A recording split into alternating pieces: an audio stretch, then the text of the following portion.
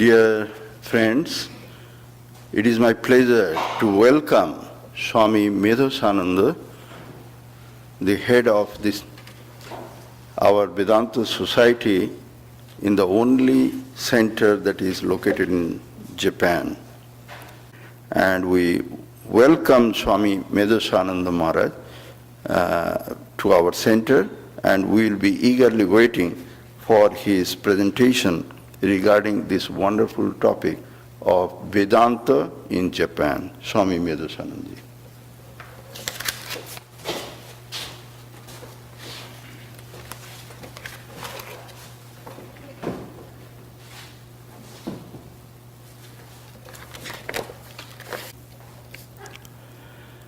Om Asato ma sadgamaya tamaso ma jyotirgamaya mrityorma amritangamaya. Om Shanti Shanti Shanti. Hari Om. O Lord, lead me from non-existence to existence. Lead me from ignorance to knowledge. Lead me from mortality to immortality. Peace, peace, peace.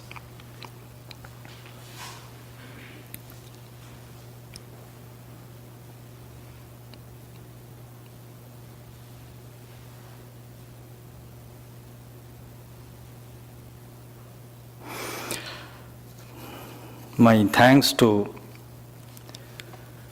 my dear Swami Ishtanandaji for his kind and warm introduction. Now I am reminded when I was sent to Japan, then that time the decision was taken by Swami Atmasanandaji Maharaj. He was the General Secretary there. And the president was revered Swami Medhasananda Maharaj. He gave me one piece of advice: forget English. When you are in Japan, forget English, otherwise you cannot learn Japanese. I wonder that his advice actually is now being implemented, because my English has become now Japanized English. I give you one example. We are talking of baseball and then soccer, but the Japanese pronunciation is soccer. So when I was just saying soccer, the Swami corrected me, no, this is soccer. So this is just one example. So please don't expect any finished speech with Saka is an abusive word here. So here, don't expect, as I was telling, any finished speech with no grammatical or some mistaken pronunciation. But I'll try my best, and don't be astonished to wonder that if I sometimes some Japanese words comes in while I talk in English. Anyway, as the Swami told, we have a long and deep and loving connection, and because he was keen, though I visited this center once before, he was keen to invite me again, and this time it was possible, and he has been taking all care of me and the devotees who were sitting here, and he obliged me my special requests. For example, I said without having some rice, I don't feel comfortable. And the Swami obliged me. Though it was not very much in the tradition, I wonder that in every day's meal there would be some rice. But anyway, I'm thankful to him that he made me comfortable by serving rice. So, and not only that, he took me by car here and there, And tomorrow I shall be leaving for Brazil, South America, which I had never visited. And here also is Dr. Goswami from Canada. So, in fact, we had a plan that we would be visiting Brazil together, but for some reason he could not, so he came in, at least here. And so I am getting the holy company of this devotee, and also of you, including the Swami. Now, the relevancies of this topic, that yes, in USA there are so many Vedanta societies are there, and each one has its own tradition. But at the same time, we can be enriched by comparing the notes with the history and activities of other Vedanta societies in other foreign countries. So that's the relevance here. Otherwise, one may wonder why should we listen to this type of talk, Vedanta society in Japan? And especially Japan is a very special country in which you see the common features of the East and the West. So it has assimilated the Eastern culture and the Western culture. In that sense, it's really a unique country. So for the time being, I take you to Japan, which is a far eastern country with 5 islands. It's a longish and surrounded by 2 seas, the Pacific Ocean and the Japan Sea. It has a population of maybe 250 million, and language is only Japanese. It's a homogeneous culture and culturally influenced mainly by China, followed by India, and it has a history of about 2000 years, not that very ancient like Indian civilization. The native religion of that country is Shinto, which has 3 features: worship of the nature, worship of the emperor as the living embodiment of the god, and third, worship of the ancestors. This is the 3 main characteristics of Shintoism, without much philosophy. Now, Confucianism and Taoism of China influenced Japan also, especially in matter of ethics, Confucianism, and matter of aesthetics, Taoism. But the philosophy actually was introduced, philosophy of life, purpose of life, the goal of life, meaning of life, the doctrine of karma, rebirth, and finally the liberation.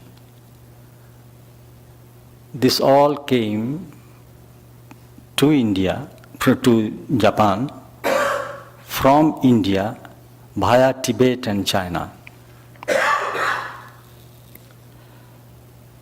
Now, when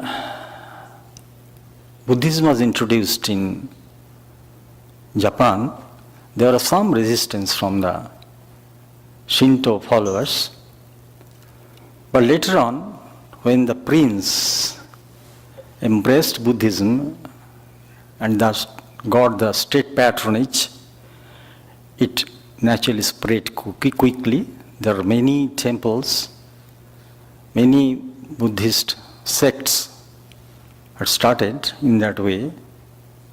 And interestingly, the people had practiced both these religions, Shintoism and Buddhism. Shintoism in matter of some rituals like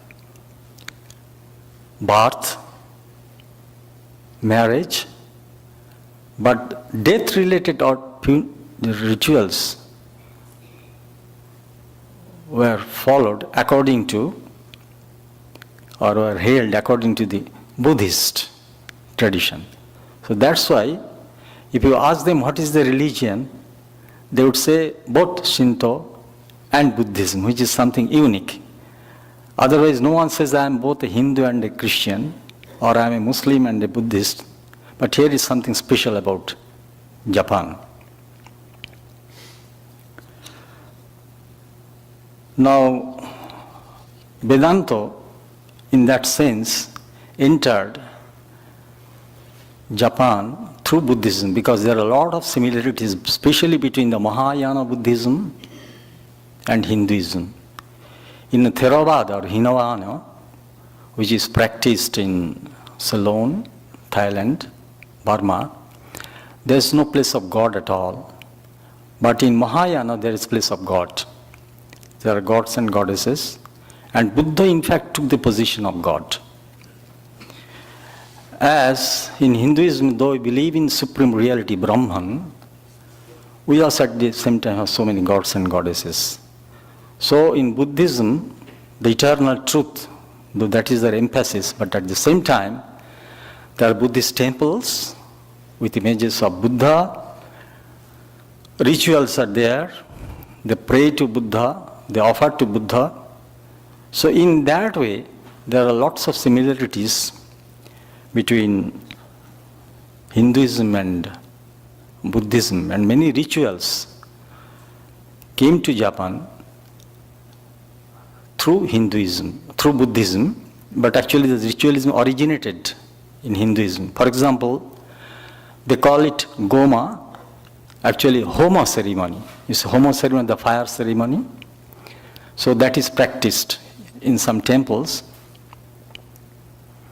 every day, in some temples every day, and in some temples 1 or 2 times a day. So in this way, there are lots of similarities between Hinduism and Buddhism.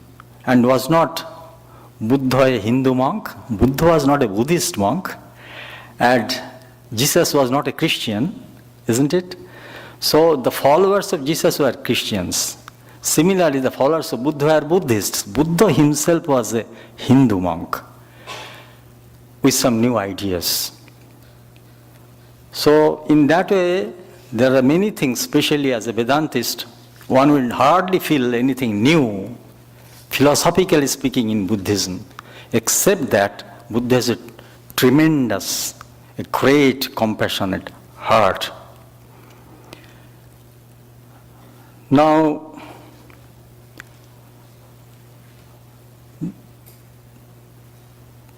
just like in other countries, there in Japan also, the Buddhist monks who would give up, renounce their hearth and home to embrace the life of monasticism and dedicate their whole life to spiritual practice and serve the people. But later on, one Buddhist monk, Nichiren, he simplified, if not diluted Buddhism, saying that so much spiritual practice, renunciation, is redundant. You should simply believe in Buddha, that he can save us. Just this belief, but it is questionable whether such belief is really easy to have. Anyway, so he gave up his monastic robe, married, and thus, in consequence, Buddhism was weakened. But there are still some sects like Zen who still continued that monastic life. Then this state of affairs continued until 19th century, when the colonialism by the European powers started. in different places, including some Asian countries, for example, India and other countries. When Japan, the political leaders of Japan saw the countries of Asia are being subjugated, colonized by the European powers, then they were afraid, and they thought, unless they themselves modernize it, their whole political system, educational system, their military, so their lot will be also the same of other Asian countries like India. They cannot maintain their freedom. They will be also subjected and exploited. So that's why the one Emperor Meiji, it's called Meiji Restoration, in 1868, when this modernization of Japan started. And then students and other officials were sent to different countries of Europe and America. Europe means England, France, Germany, to learn many aspects of the modern civilization, modernization, and as a result, within 30 years, 3 decades, the country became a modern nation so powerful that it could challenge a superpower like Russia and defeated it.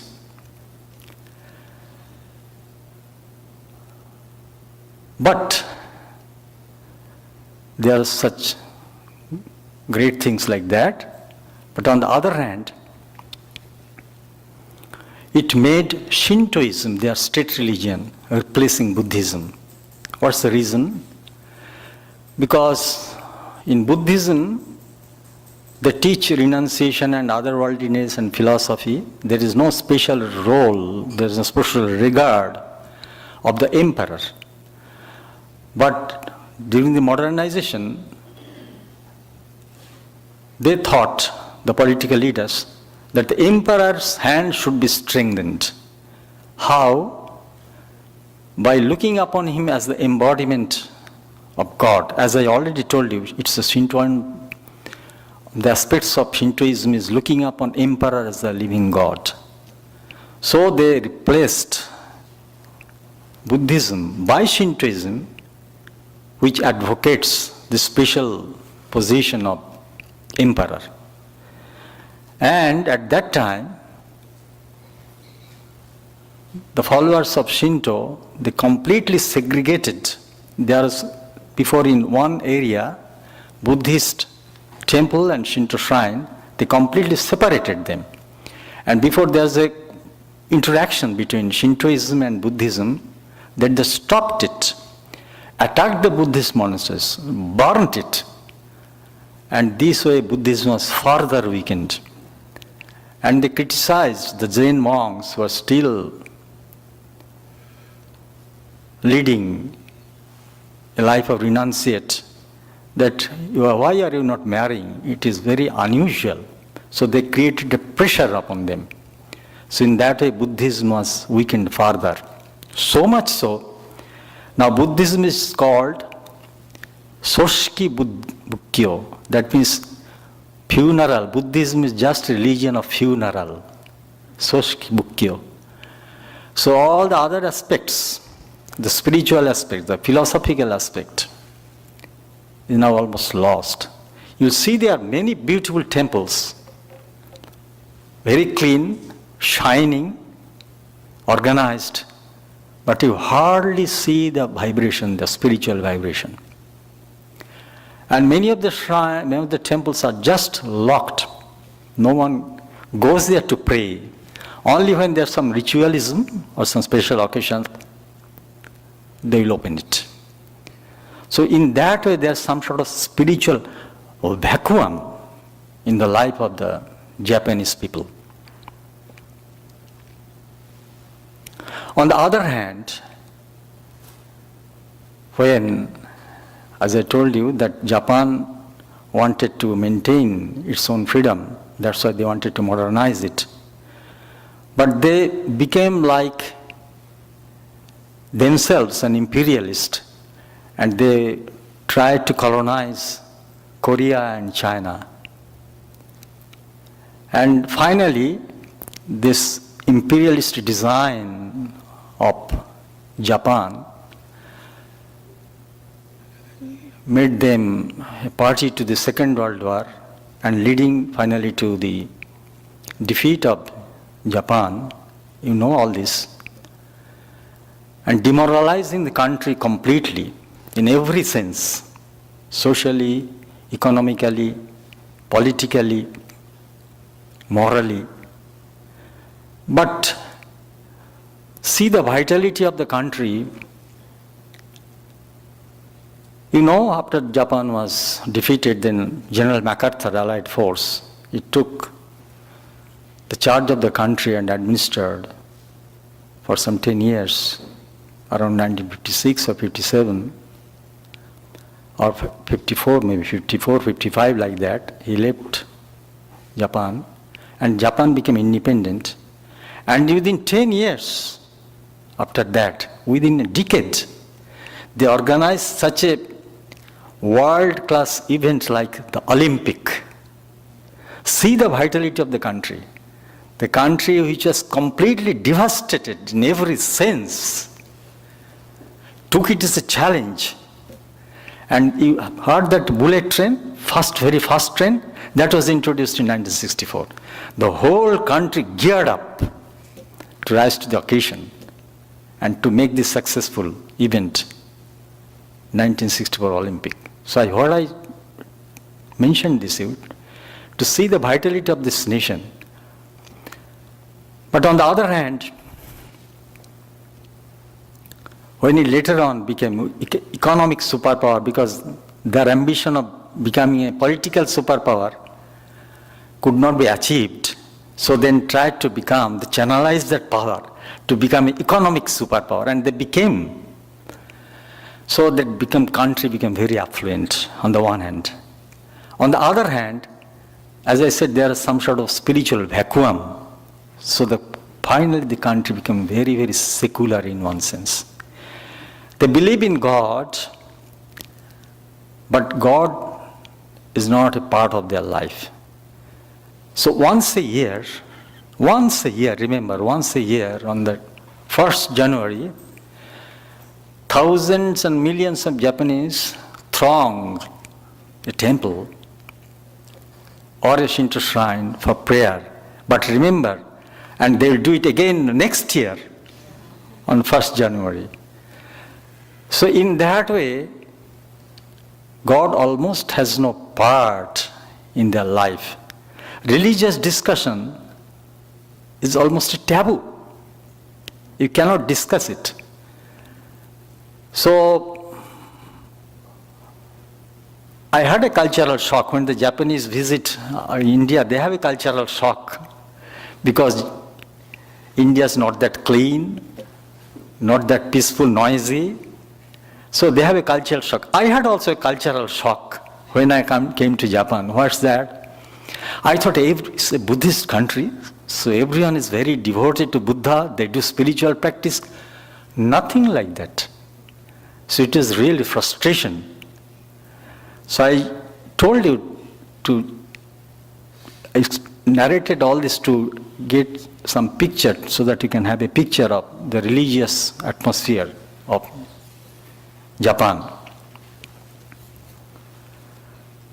Now Swami Vivekananda, on his way to the Chicago Parliament of Religions, attending the Chicago, world's first Parliament of Religions, Chicago, he came to Vancouver and then proceeded to Chicago via Japan. In 1893, 30th June, he came to Japan, of course by ship, and spent about 12 days, and then visited the inland, Japan, and saw many temples, observed the cultural and the modernization of Japan, and he wrote a letter from a hotel on 10th of July, where he described his experience, his impression of Japan. And in that letter, he was appreciating so much of Japan. And there he mentioned, there he advised rather, you Indians must in your lifetime once visit Japan and get inspired by them. Not only that, when he returned to India after his successful preaching of Vedanta in the West, on many occasions he advised, especially the young Indians, that you should visit Japan. Interestingly, there are many wonderful aspects of the Western civilization, but he thought Japan would be a better model to follow by the Indians. Because first of all, it's an Asian country, and he said, Japan has modernized itself, followed the West in many aspects, but at the same time, it still maintains its traditionalism.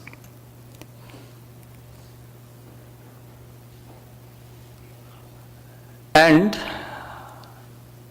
later on, Josephine MacLeod, you know his name, he was one of the closest followers of Swamiji, though she would not introduce herself as the disciple, she would say, I am a friend of Swamiji. So he came to Japan and to study some Japanese art, and there he met a very celebrated art critic, art historian, artist, Okakura Tenshin. I don't know whether you have heard his name. One of his famous books is The Book of Tea. Have you heard his name? The Book of Tea. It's very famous. And he is regarded as one of the greatest interpreters of Japanese culture. Now, Josephine MacLeod, as Swamiji would call her jokingly, a lady missionary. So Josephine MacLeod, the lady missionary, he inspired Okakura Tenshin to invite, in fact, Swamiji to revisit Japan, because during his first visit he could not preach anything, he was just as an unknown monk. So Swamiji really wanted to revisit Japan, but for some health reasons and other things, he said, I cannot. So then Okakura Tenshin personally had gone to India, Belur Math, to convince Swamiji to come. But finally Swamiji could not. But interestingly, on the last day of his mortal existence, the day when he passed away, 4th of July 1902, said, someone overheard him saying, I want to do something for Japan. It's very significant. I want to do something for Japan. What he could not do during his lifetime. And I believe, none of these wishes, nothing of the wishes of this great soul remain unfulfilled. See, it was fulfilled in a way when a Vedanta society was started in Japan, about almost after 55 years after Swamiji's passing away. I would like to believe that Swamiji's wish has been fulfilled to the foundation of this Vedanta society. Now, let me tell you the background of it. Swami Ranganathananji, I believe some of you at least heard his name, Swami Ranganathanandaji. He used to visit foreign countries quite often. So during one of his lecture tours, he came to Japan and gave a talk which was attended by some Japanese, some Indians who already knew about Vivekananda and Vedanta. So Ranganathanji inspired them to start a society. That is how the society was started. In 1959, the society was inaugurated by Swami Nikhilanandaji. And it was a private society managed by the devotees for many, many years. When in 1974, Swami Bhaskaranandaji started visiting that center. As you know, he was posted in Seattle and still is continuing there. So he visited Japan a few times. And then Swami revered Swami Bhuteshanandaji, that time he was vice president, he started visiting. And it was something very extraordinary that he visited Japan 10 times.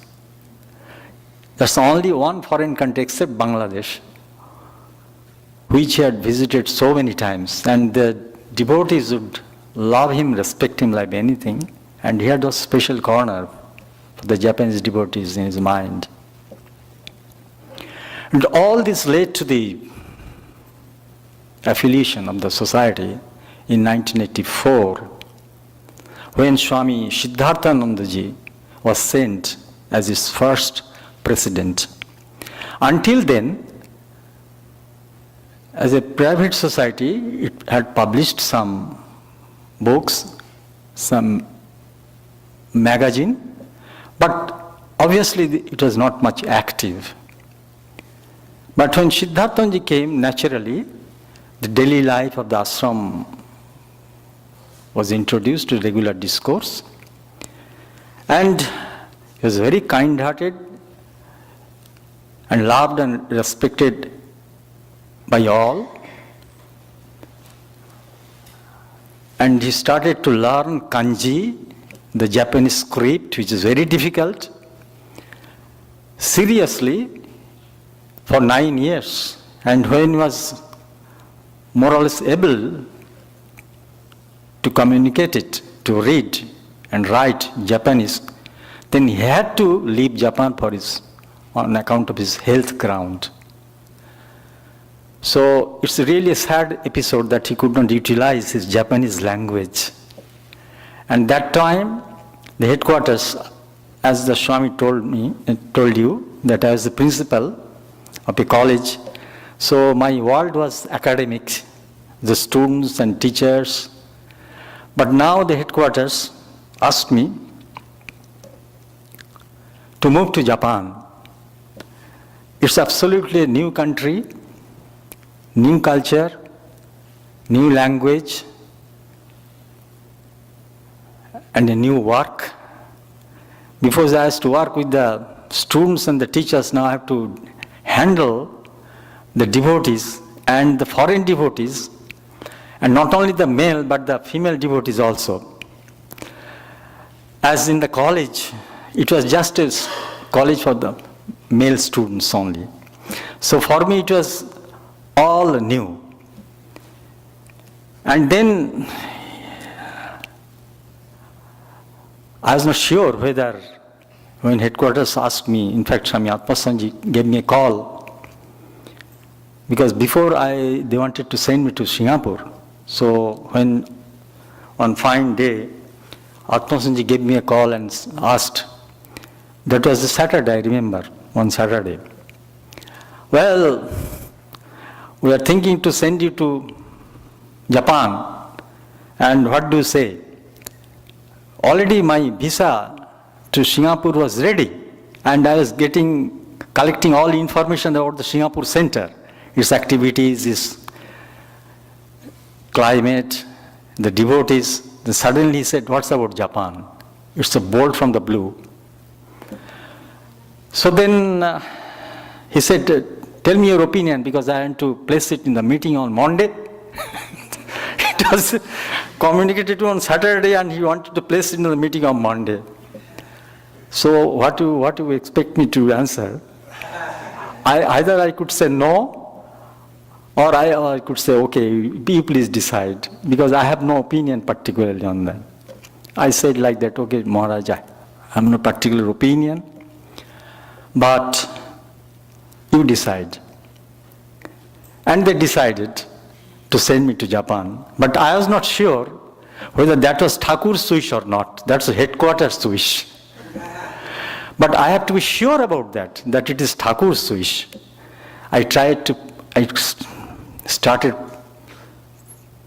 pray to Thakur piteously, sincerely. Thakur, if it is your wish, I am not that fortunate like Swami Premanandaji, that if you refer to him, Thakur would appear and communicate, speak, and tell his opinion. I am not that fortunate, not that blessed one. So I have an indirect way of knowing Thakur's wish. That is this: if Thakur, you wish, then there will be no problem. My journey to Japan will be smooth. But if there is some problem, I know you don't want it. But there is no problem. It was smooth. And I proceeded to Japan. And even after going to Japan, it was very challenging, you understand. It's a long summer. Language was absolutely different. Devotees I didn't know. Even I didn't see the picture of the building of the ashram. But one thing was comfortable, that they would serve every day rice to me. I thought, oh God, if I had been sent to the West, maybe it could not have been served that also. Anyway, there's no one cook was there for many years. He sent a letter to me who was still in India that for some reasons he would now leave the center. So there's no one to cook for me. But fortunately one devotee also, he volunteered to cook for me. And I understood if I have to survive, I must learn cooking. So for first 2-3 years, as you can understand, it's very, very challenging. Very, very challenging in every respect. And I was wondering whether I should go back to India or not. But I didn't say that I want to go back. I depended on Thakur. And now for last 23 years I am continuing there. Now, how the center is now working? The first of all, the regular activities, ashram activities is there. Then when I was there, I moved there. So there are some 15 publications. Now there are 42 publications in Japanese. And most of the important publications, Ramakrishna Vibhuti literature, have been translated, including the Gospel Complete, then the Great Master Complete. I just wanted to give you some idea. Then all the yogas. Then Nikhilanji's biography of Swamiji and Holy Mother. Then Bhagavatam, Bhagavad Gita, Life of Nagmahasaya, Turinanji's book, Brahmanaji's Eternal Companion. So in that way there are 42 publications. So here I give you one just sample of this is a Japanese publication. The title is 100 Questions and Answers. So this is about the religious life, spiritual life, Indian philosophy, relationship, work, how to get mental peace. So this is one book. So this is about the publication, and I believe one of the most important aspects of the Vedanta Society is our publication. It's our asset. As you know, there are now many Indian religious groups. When Swamiji was here, and even after Swamiji for many years, there was only Vedanta Society. Then later on, self-realization of Yoganandaji, then other many. Now there are lots of societies, Indian societies. But can you tell me if all the societies have such a wonderful literature like the Ramakrishna Vivekananda literature as we have? The Vedanta literature and Ramakrishna Vivekananda literature as this Ramakrishna Mission Vedanta Society? No. That's a great asset. In fact, those societies, they come to purchase books from our showroom. So we should be proud of that, and we should try to utilize that wonderful literature. So for spreading the message in any country, our literature really helps us so much. Then the other activities, you see, there are some celebrations. Sri Ramakrishna Holy Mother, Swamiji, Lord Buddha's birthday, Christmas Eve. And in addition to that, we celebrate the birthday of Swami Vivekananda publicly, and we send the invitation letter every year. I believe the Swami gets it. So we rent a hall, or sometimes in the Indian Embassy auditorium, where we hold a special program for all people. We have a Swami celebration in our center for the devotees, but this for all. So sometimes 300, 400, 500, 600 people come. Scholars are invited to give talk. Our literature is sold there. So in that way, that is another way to propagate. And then we have our homepage. We have our magazine, bi-monthly magazine, Universal Gospel, Fumetsu no Kotoba. Then we have a system to send every day from Monday to Friday some inspiring message to our devotees who want to subscribe to that. So in that way, every day, the first, your mobile and all these things, all these secular things will come, advertisement, all these things. But we try to see the first message, first communication, when they check their mobile, so that the first message should come from the Vedanta Society with some inspiring message. And this message not only from Ramakrishna Vivekananda, the Indian tradition, but also from Bible, from Buddhism. And I'd like to tell you one interesting thing. You see, I select those messages, so there's a message bank from Bible, from Buddha's teachings. Now there's some publication, bilingual publication, English and Japanese. So the Buddhist publication with both English and Japanese, they wrote there, no special permission is necessary to use this book, no copyright. But Bible, it is written. The Bible, which has both English and Japanese, needs some prior permission. When our devotee contacted the person in charge of that granting permission, he was so surprised. He said, "What will you do? How will you utilize so that you want permission?" Then our devotee, she explained that it's our Hindu society, and we would like to convey this message of Jesus to our devotees. He was so surprised. You are a Hindu group and you want to propagate the Christ's message among your group congregation? So immediately, not only he gave permission gladly, but it impressed him so much. Now, in addition to all these publications and the homepage, and remember, we are bilingual, English and Japanese, because there are also non-Japanese also attend. So it's really challenging that our homepage have to be maintained in both languages, English and Japanese. All our programs have to be bilingual.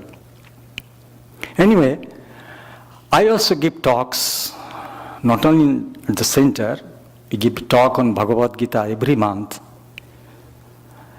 And about 80 to 90 people, they enroll for that Bhagavad Gita class.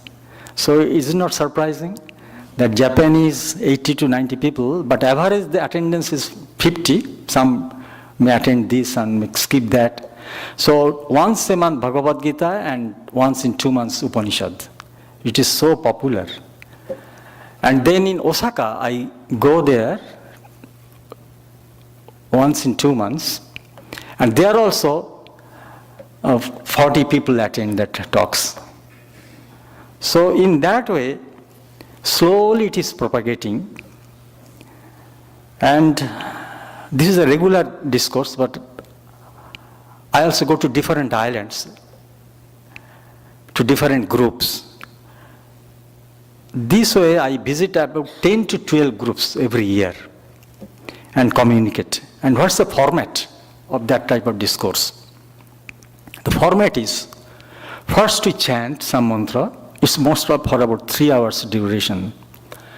So first we chant, followed by silent prayer. Then I give a talk for about 1 hour and a half. There is a recess, break. After that break, there will be question and answer, and finally, guided meditation. So that is the format.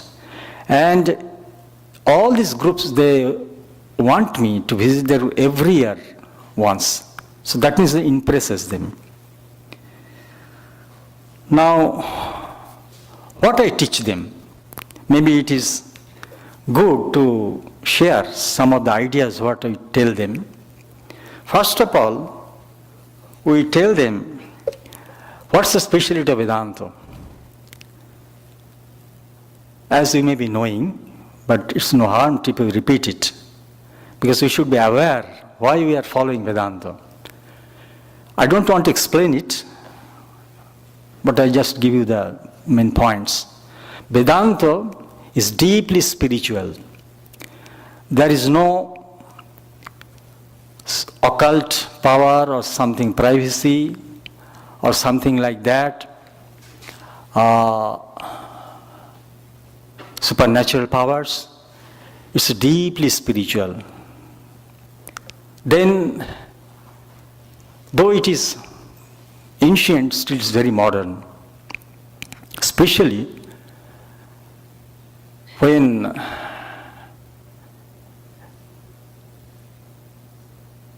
we see it demonstrated in the life of Sri Ramakrishna and Vivekananda. In that way it has become modern. It's very more rational. In our congregation we don't say believe and believe. First we say, first you get convinced, understand it, then you believe. Believe you must, but it should be preceded by understanding. That's the speciality of Vedanta. Then it's very much universal. Anyone can practice it. And then today we sang that song, Golden Thread, the harmonistic. It harmonizes different faiths. And not only preach it, we try to practice it. In what way we try to practice it? Let me just give you an example. On Sundays, every morning there's a chanting of Bhagavad Gita and Vedic mantras and peace prayers. But Sunday we have a special chanting. And on that occasion, we read from the teachings of Buddha, we read from the teachings of Bible, and we read from the teachings of Quran. And as you know, we are familiar with Jai, Jai Sri Guru Maharaj Ji ki Jai. So on that day, we of course chant Jai Sri Guru Maharaj Ji ki Jai, Jai Sri Maha Mai ki Jai, Jai Swami Ji ki Jai, Jai Ganga Mai ki Jai. Then we also say Jai Buddha Dev ki Jai, Jai Jesus Christ ki Jai, Jai Muhammad ki Jai. So in our own way, we try to practice this. And 1st January, as I told you, they gave for prayer.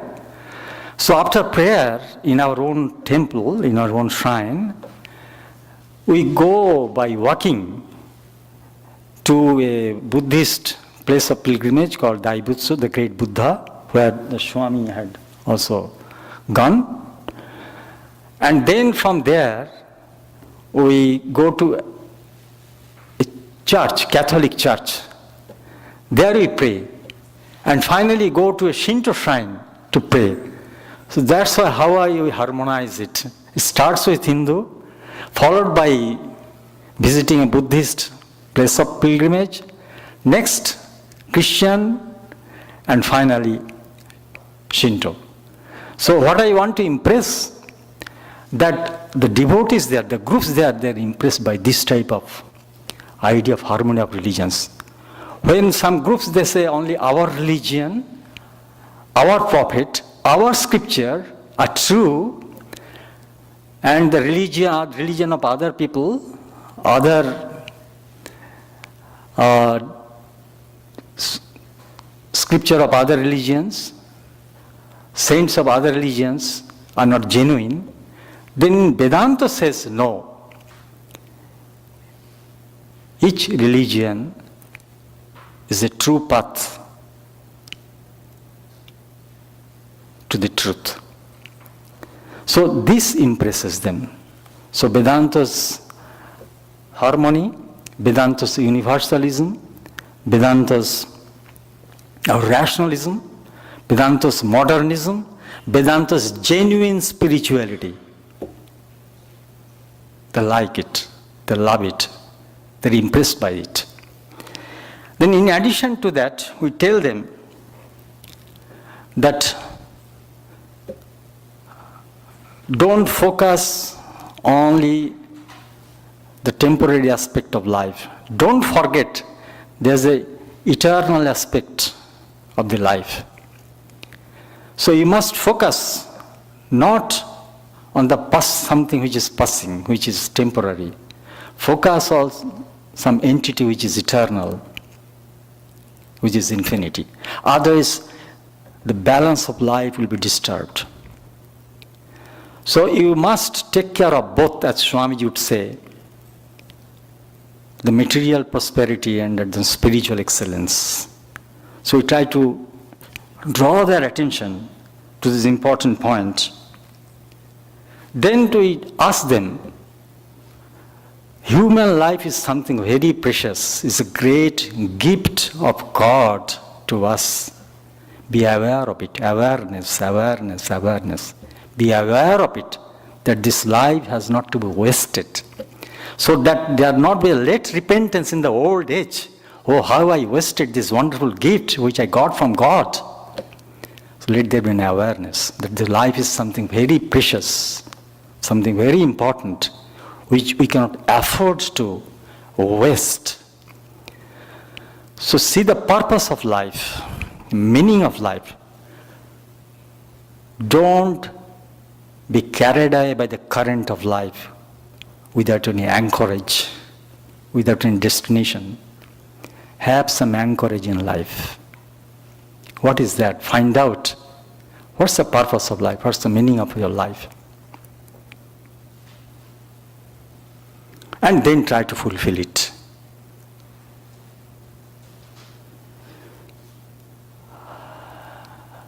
Because, as like other advanced countries, at least for some, there's a lot of material prosperity, but in the heart there's a vacuum. Something is missing. Family is there, money is there, prosperity is there.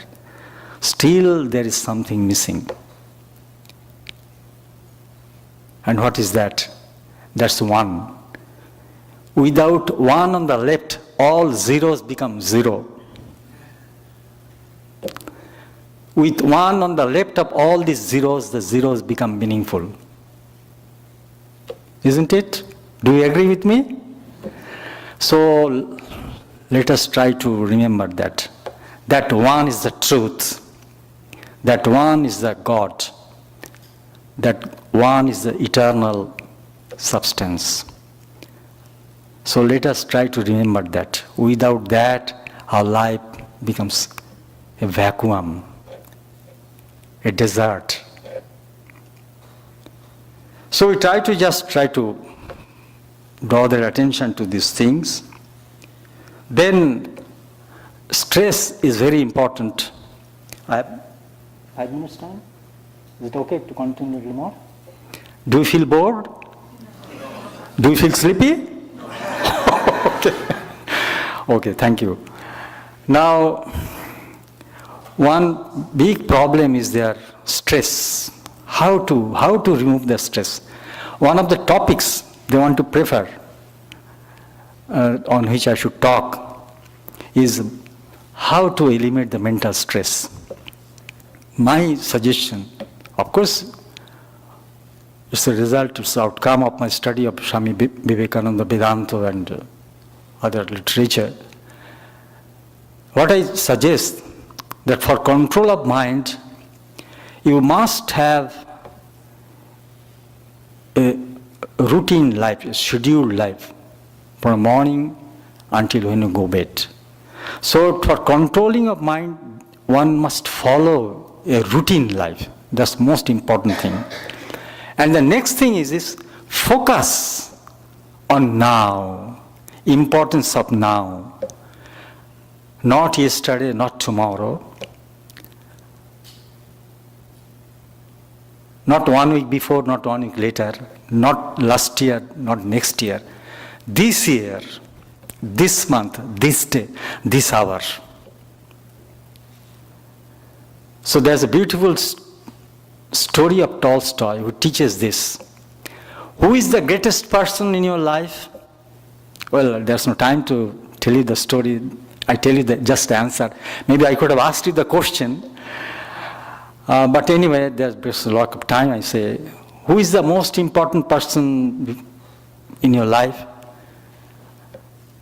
The answer is the person right in front of you. Nor your father, nor your mother, nor your husband, nor your wife, nor your children, nor your boss. The person right in front of you is the most important person for that time in your life. Do you get the message? Attain that person with all your strength and power and attention. Then what is the most important work? The work right now you are doing.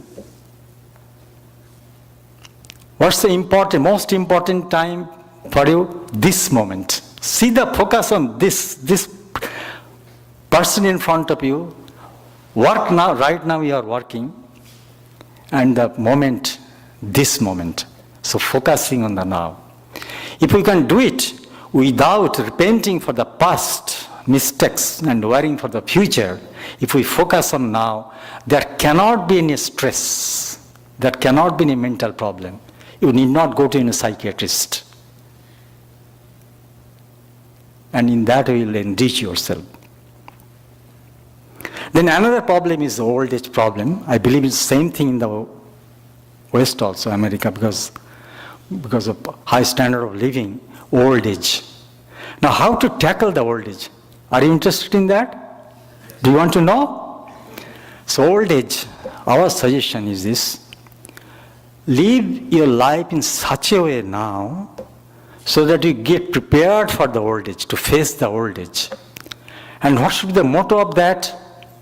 Live long, live happily, and live meaningfully. Meaningfully for you, meaningful for the society. Should I repeat? First, live long, no problem, but try to live happily, not grumbling and complaining and like that. And at the same time, live meaningfully, so that you should not think that I am a burden to the society, I am a burden to the family. Meaningful to yourself and meaningful to the society. This is the golden rule of how one should lead an old age life. So now about the impact, I am almost finishing. So what's the impact? I tell you just some incidents from that you can gather.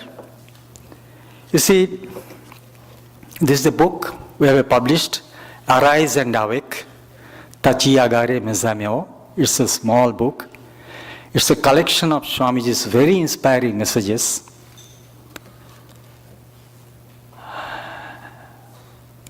It's bilingual, English and Japanese. So, and this we distribute among as many people as possible. Sometimes free, sometimes we take some money. Now, one of our devotees visit a barber for haircut. She's a lady. Now, she has some interest in this type of matters, spiritual matters. Then this devotee, is a young devotee from actually Venezuela, is studying there, doing his PhD in a university there. So he felt like presenting this book to that lady barber. Then the barber accepted it. Then after some time, that our young devotee is curious, what I have done with that book, what I presented. She said, I have kept it in my kitchen. When I find time, I open and sit and get inspired by it. Then just the other day, I met one Japanese professor, he's teaching in university. He says, he has also this book.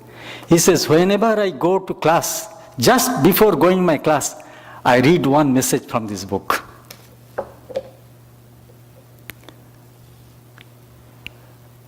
Then one young boy and one lady, we never knew them, they themselves told me in Tokyo that Swami Vivekananda is our hero. Then one Buddhist priest, he's a Buddhist priest, but he's so much fond of Holy Mother, he cannot afford to keep the photo of Holy Mother in other places. But he says, I keep the Holy Mother's photo in my bedroom. You see? Then another Buddhist priest is in charge of a temple, Buddhist temple. He decorated Sri Ramakrishna's picture in the Buddhist temple, which is really unusual.